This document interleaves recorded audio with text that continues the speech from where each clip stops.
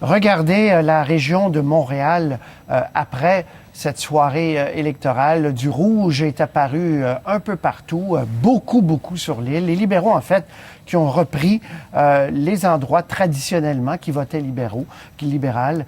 François Cormier, des résultats vraiment qui font plaisir. On le sait à Denis Coderre, qui a presque fait campagne pour les libéraux vers la fin.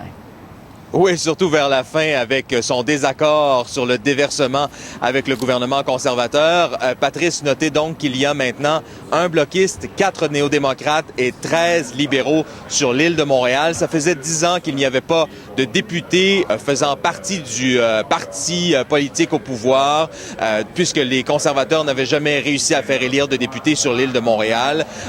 Évidemment, il a été question avec Denis Coderre qui réagissait aujourd'hui, il a été question de différents dossiers. Le plus pressant, le fameux déversement de 8 milliards de litres d'eau usée dans le fleuve Saint-Laurent. M. Trudeau nommant son gouvernement le 4 novembre, ça ne change rien pour l'instant pour M. Coderre, parce que le gouvernement au pouvoir reste les conservateurs en attendant le 4 novembre. Cependant, il pense qu'il y aura peut-être de moins de pression chez Environnement Canada, qu'on pourra aller plus vite dans ce dossier. On peut écouter le maire de Montréal.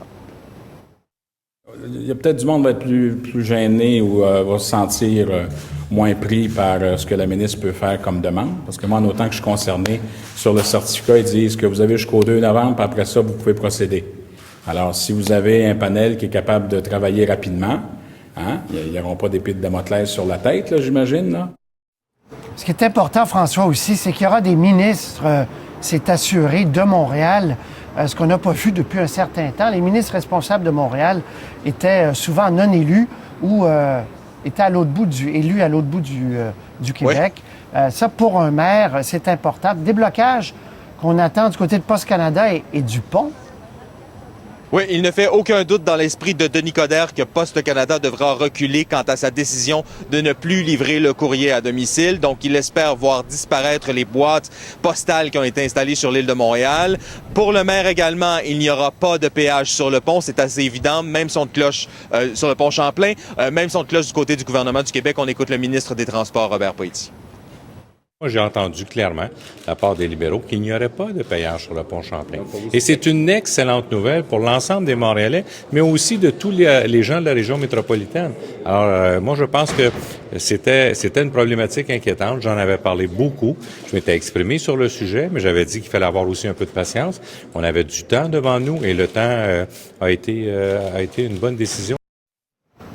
Un mot pour vous dire que le maire de Laval a également réagi.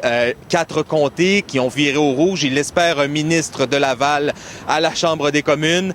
Le maire Coderre aussi, même le maire Labaume. Alors, il y a plusieurs maires, finalement, à travers le pays qui espèrent des ministres qui viendront de leur municipalité, de leur région métropolitaine. Et qui sait, François, je sais que vous étiez dans sa circonscription hier, qui sait, Mélanie Joly, qui voulait être derrière vous à l'Hôtel de Ville, pourrait se retrouver au Conseil des ministres. On verra.